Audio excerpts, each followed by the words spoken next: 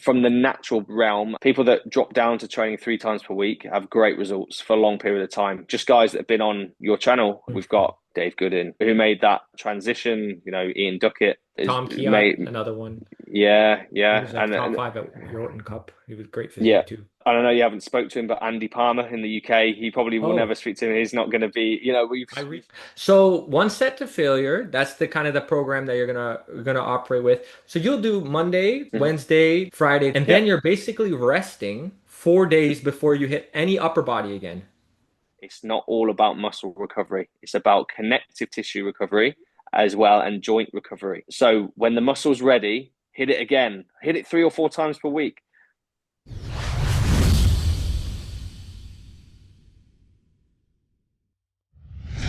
So let's talk about now. Now we're Mm, excited. We're motivated. You're going into this new off season, preparing for either next year.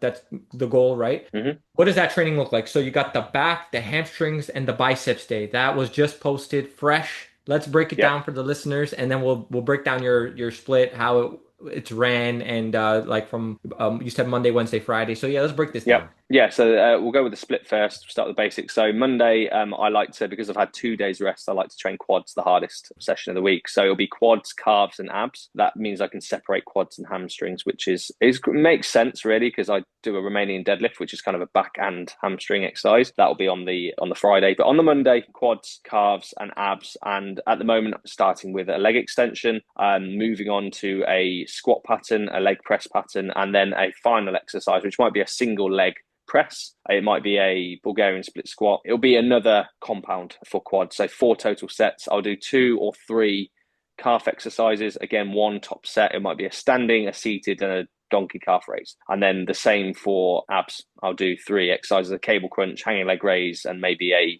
double crunch machine or something. 3 working sets for small and 4 for large muscle groups. Wednesday, I move on to is push. So it's chest, shoulders, triceps, but I won't hit rear delts in that session. So it's just like side delts, I guess. It will be a pec fly into an incline dumbbell press, into a chest press machine, and then I'll do like a dip. So I'm hitting the chest, and then I'll do an overhead press and 2 types of lateral raise, and then I'll finish with 3 types of tricep extension. But I tend to do tricep extension, a different type, maybe an overhead extension as opposed to elbows tucked in, and then finish with like a compound, like a dip machine or a dip to finish. I really like how dips feel at the end of a session. They feel So very direct. you do them twice in the workout. It might be sometimes, yeah. So it'll be like a free weighted dip for chest, where I'm really focusing on a good stretch, and I'm probably not locking out.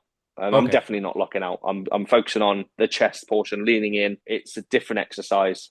It's just like a 2 types of pressing is, right? Yeah. So and then the upright dip machine, where I'm locking out for a second at the bottom, but only probably coming up halfway. So it's really the tricep portion of that, or it might be a close grip bench press or something Hmm. that the triceps are going to fail first. But yeah, again, 10 total sets in that workout, 10 total working sets, and then for the back, it'll back hamstrings and biceps similar. It'll be a pullover, a close grip pull down. Really a big fan of palms facing pull downs. I don't know why I haven't done them more in the past. I feel them in my lats more, but also what a great compound exercise for biceps that is. It's the equivalent to what dips are for your triceps. No Hmm. wonder I've got weak arms. I haven't been hitting them in a heavy compound fashion. I've been focused on what curl can I do, and I That, feel those in my biceps a lot. that's a great point. We have so many Mm, compound tricep exercises, but for the yeah, pull downs, it's usually like a neutral grip, usually yeah, most people, or it's like the pronated, almost pronated grip, right? Depending on yeah, where that's sitting. But sometimes you're hmm sitting kind of like on that angle, you know what I'm talking yeah, about? Versus yep. so, but rarely you're gonna see this Mm. happening unless they're being very mindful, like, okay, I'm gonna hit that. But yeah, so you find that's been beneficial for you? Yeah, especially after a pre-exhaust on. If I did those fresh, I find that the biceps are given up before the back, and Right. it's not that effective for the back anymore. Great for the biceps. If I do a pullover first and then do a palms facing pull down or pull up, that hits back and biceps so well. I find that that is going to be like the staple in my pull training, and I feel like I could gain some good size in my arms, and the progress that I'm looking to make there from that is going to be a real factor in my arm training. So obviously isolate the arms later on as well, really well, with 3 different exercises, 1 set each, something that with a stretch. So maybe like an incline dumbbell curl, something in front of you like a preacher, and then it could be like a hammer curl or something more for the forearms afterwards. And in between that, obviously the hamstring work, which will be, going back to the back work, pull over, close grip pull down, a upper back style row, maybe chest supported on the T-bar. And all of these can be flexible, by the way. This is kind of interchangeable, some of this stuff, and then a Dorian style lat focus row as well. And then possibly a rear delt exercise. But to be honest with you, that chest supported row with a high handle, like when my hands are up here, really hits my rear delts hard. But yeah, and then hamstrings, Romanian deadlift. I find doing a Romanian deadlift at that stage in the session after the upper back work really hits the hamstrings hard. Maybe it's your warmer and maybe just everything's firing, but that is the time to do that. And I tend to do a lying leg curl first for a set, then the Romanian deadlift, and then just like Dorian did, of course, and then into a single leg curl to really finish them.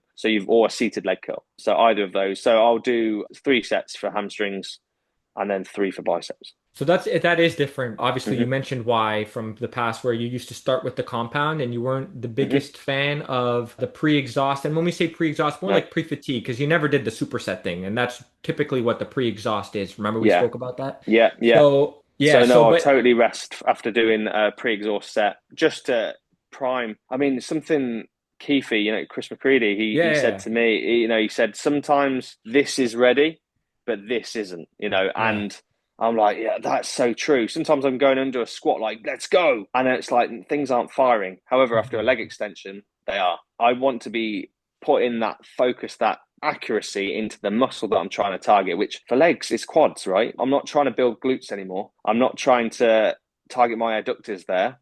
I'm trying to hit quads. So it makes sense to me now to have a good year of pre-exhaust and then a big compound exercise that's very direct. And I already know it's the stuff that I recommend other people do, but don't take my own advice, right? Did you do you find that doing the RDLs, first off, I'm assuming after all that back work and then some hamstring work as well, obviously it's more specific to the hamstrings, that's why you're doing it. Yeah, but I can't imagine you're lifting like, let's just say sub 300-pound RDLs. No. It's as much weight as I can handle still. I mean, yesterday, which is obviously an integration week back into training, was 315 for 15. And it was not to failure on purpose. This is week 1 of a training cycle and a few days after stepping off stage and traveling and everything.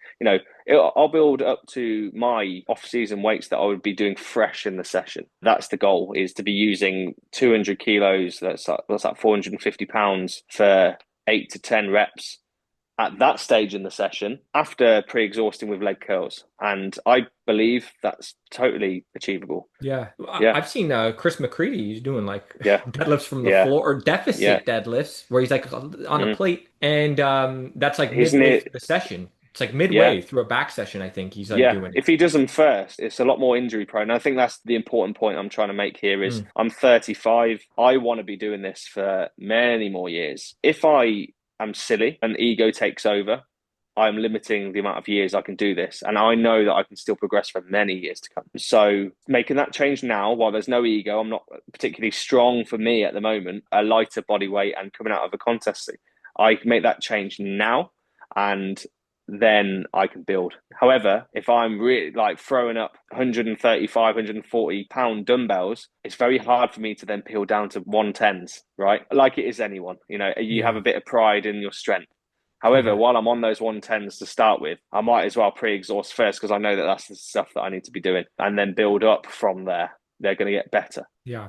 And for those tuning in, by the way, we've done quite a few videos on pre-exhaust. So if you're interested more in that, just check out the YouTube channel, type pre-exhaust in the search, and you'll find the videos we did with Ben and I think even Dave Gooden, Lee Williams. Like we've done conversations on that. So definitely go check that out. But to stick with this conversation, Ben, because I'm curious. So 1 set to failure, that's the kind of the program that you're gonna operate with. What I'm interested about is that so you'll do Monday legs, Wednesday the pecs and the shoulders and the triceps, and then Friday the back stuff with the hamstrings and the biceps, and then you're basically resting 4 days before you hit any upper body again. Yeah. Okay, I'm resting a week in between each Each, muscle group. Yeah. yeah. Yeah. As So tempting that's, as it is, yeah, yeah, to go, okay, well, maybe I should do another push sort of session on a Saturday or a Sunday. Why? They're not insecurity, particularly right? weak muscle groups for me, but also they are not shrinking in that time. How long does it Yeah. take a muscle to take a step back? After absolutely obliterating it on a Wednesday, let's say, it's sore. I'm sore still. I can still feel my chest now, and it wasn't for me the strongest session in the world on Wednesday. I was one day off a plane, and a couple of days off stage. It's Saturday, and I can feel my chest a little bit still. Am I going to be progressing Wednesdays? No. No. Tomorrow, maybe, but probably not. Monday, nearly ready, but I'm going to Yeah. hit it on Wednesday. So I've got 2 days of what we might call idle days where I could train them, but I'm going to be training legs in that time anyway, right? Yeah. Yeah. Yeah. So it would take 2 weeks of that idle time for you to step back. And again, a point that we spoke about earlier, it's not all about muscle recovery. It's about connective tissue recovery as well and joint recovery. So when the muscle's ready, hit it again, hit it 3 or 4 times per week. Yeah, that's one recipe that is going to end badly. I don't just want muscle recovery. I want systematic recovery all over. And then it's not about training, it's about progression. It's not about Right. exercising, it's about training progression. Progression. Being able to Mm, actually overload, progressively overload each time you step in the gym, right? And that yep. comes from the proper amount of recovery in between sessions that's suitable Yes. for you, right? So that Yeah. makes complete sense. I was just about to bring this up and you kind of touched on it, but like we were talking about the resurgence of like Mike Mentzer on YouTube and Hmm. whatnot. Like that YouTube channel, Heavy Duty College. He's putting out Yeah. lots of videos. Great, to be honest, a great resource if you want to learn more about Mike's life, right? And just the Mm. philosophy and whatnot. But I was gonna ask you, like, what's your take? Like, Mike was like a massive proponent in the time he was actually competing, Yeah. a big proponent of like higher frequency, and then it kind of Mm. dropped. Like, it was like full body was like something he ran like leading up to the Olympia. Apparently, Yeah. like if you really look at the history there, I this is what's been said, and then it transitioned to like two-way splits, right, where it was like everything was getting hit every 5 days or so, and then he started preaching like the push pull leg split yeah. and everything gets hit once per week. And then he Hmm. went like really extreme where it was like every 14 days or something, which was Yeah. I don't think that worked for any bodybuilders really. But what's your take like on the frequency just in general? I mean, Mike was also enhanced, right? Regardless if he Yes. trained natural athletes or just people, like I think uh, that's the big elephant in the room. Let's yeah, be honest. I think that that's something that he didn't want to talk about when he made that transition. And yeah, you're right. His training for his own contest was not mirrored by what he would recommend down the line because obviously he knew that you'd have to be enhanced to benefit maybe from the frequency and the volume because he was not a really low volume guy at the time. no. However, he did get into training more people once he retired. So he saw, okay, maybe he was a genetic freak. Yeah. Maybe he was.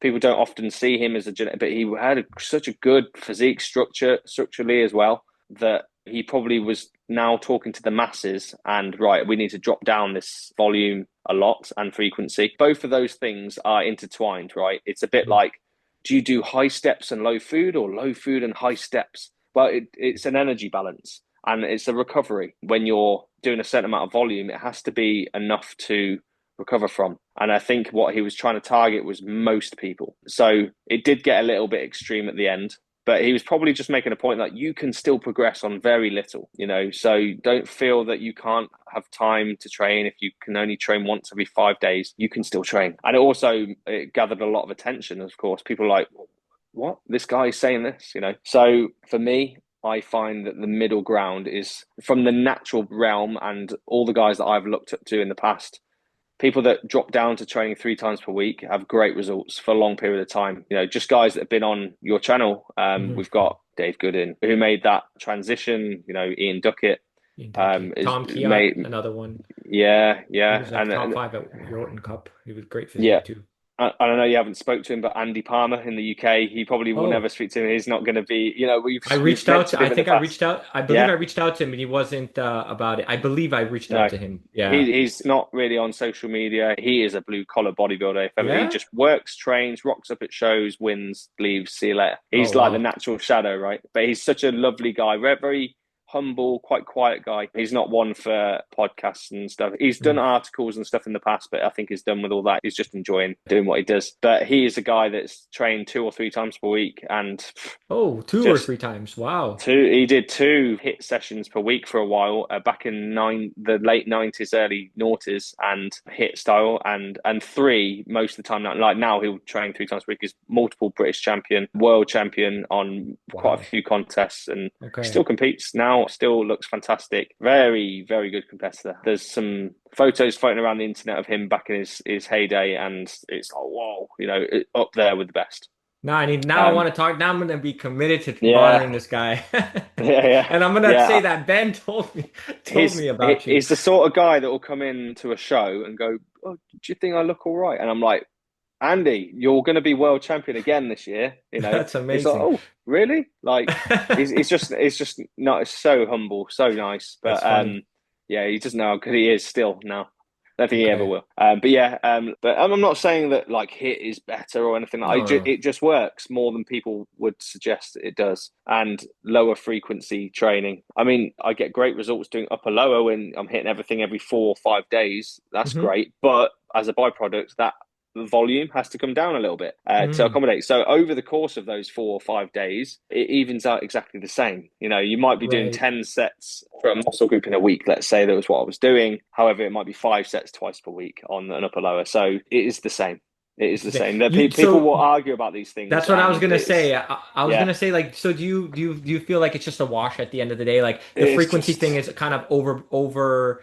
There's a bit of an overhype analyzed. to it. Yeah, Overanalyzed there. Maybe that's the yeah, right word for yeah, yeah. advanced Yes, it is. lifters. Advanced Yeah, lifters, because maybe yeah. rookies, like from a skill standpoint, I talked about this with Jeff Alberts too. It's like there could be It's value in it from a benefits. Yeah, skill, yeah. yeah. But like when we're But talking like also, is advanced are they lifters, then I see people that are really focused on frequency, missing the skill of training hard because they're like, it's okay, I'm training legs again in 3 days. right? So there's a skill aspect that they're missing there as well. There's pros and cons to every style. You'll see this now every 5, 6 years comes full circle. High protein will be back in, it kind of has been recently, carnivore sort of thing, but high protein where people are having 3 grams per pound of body weight. And it's like, this is, well, look at this guy who's making good progress and this guy. And there'll be lots out there on social media. And then a few years later, someone will come along, oh, I only eat 100 grams of protein a day and look Yeah. at this freak. So that will take off. But it comes full circle. Hit is making a bit of a comeback now, and then volume will, and it all works. It all works. What you've got to do is prescribe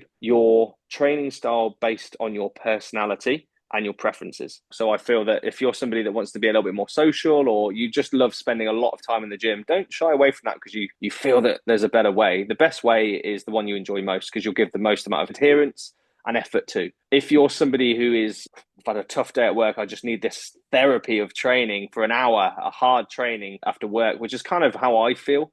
Hmm. I train people all day and very sociable, but I like to switch off from other people just for 1 hour, 3 times a week, and focus on my own personal goals. Then it's headphones on, world off, train, let's go. So I think you've got to match your personal preference and your goals and your personality to the way in which you train.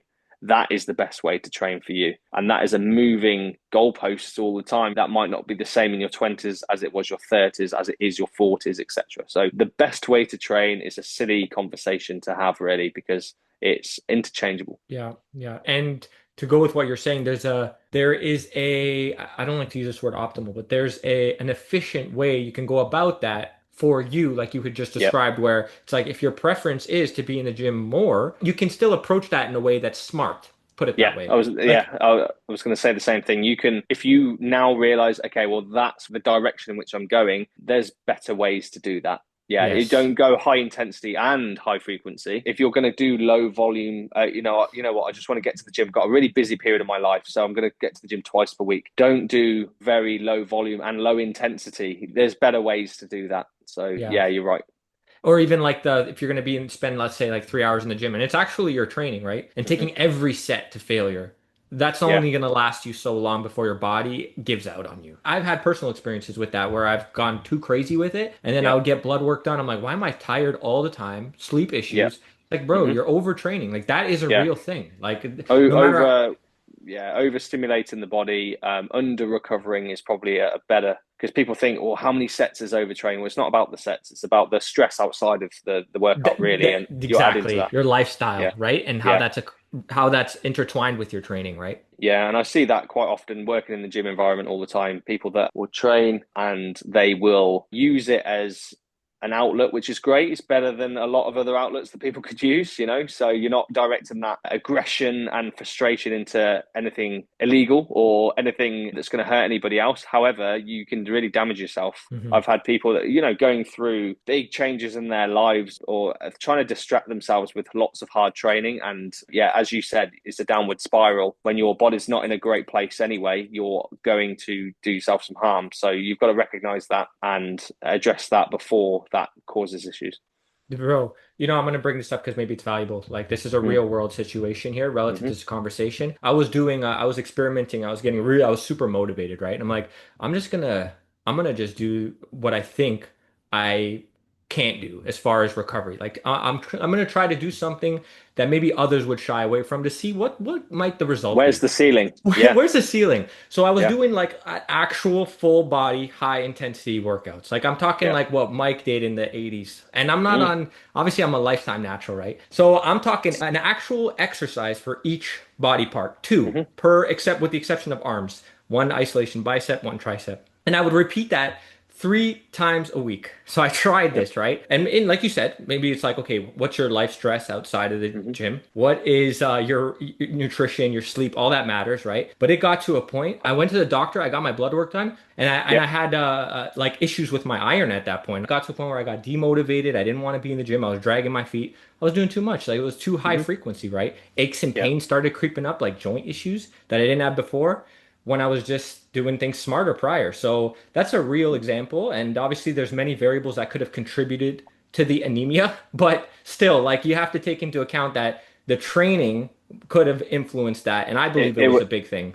I believe it yeah, was. it would have tipped you over the edge. It's a stressor for the body, just like many other stressors can be. I've done it before myself as well. Mm, Back when I was a teenager, really eager to progress. So I was like, I'm training every day for hours every day. And mm. I remember getting shingles. My immune system was Oh, really bad. And yeah, I got shingles and this throat, what's it called, tonsillitis. And I remember being ill, really ill for ages. Immune system was just totally shut down. I kept repeatedly getting ill, and I was like, wow, that's kind of one of the things that sparked me looking towards how much should I train. I like training hard, I know that, but how much can I train hard? Because I really enjoy it and I want to continue doing it. And it was like, oh, okay, people are doing this 2, 3, 4 times per week. When I'm every day, there's something, you know, some hard training in there. More is better. We think yeah. more is better at the start, but we've got to navigate through and find what is the right prescription for us. But yeah, no, a really valuable lesson to maybe the younger lifters that are Yeah. really eager and if they see the crazy people on Instagram who are like 5 hour long workouts every day, you know, maybe that's not for you. It's fun at the start, but it's not fun when your body is smashed. No, that's I think are valuable things for like you said, maybe the younger listeners, but also maybe even sometimes people are like, you're getting into this even from a competitive side and maybe your goal is to be a champion. So you're like Yeah, you're really trying to see where that line is. But what I find is interesting is that you don't know until you have gone through it to be like, okay, this was not it, right? But where I think the issue lies is in, okay, you're continuing to go through that cycle versus, okay, hold on, let me take a step back. This led to this point. What can I do maybe? And if this is what I'm analyzing to be a potential issue, mm-hmm. maybe that's not the thing I should be doing anymore. Like for Yeah, example, with you and you were doing like everyday training or something like this, right? And it was like yeah. 5 hour. How long were the workouts? You were training like with like a lot of volume, right? And it was just too much, right? Yeah, yeah. I was definitely training every day.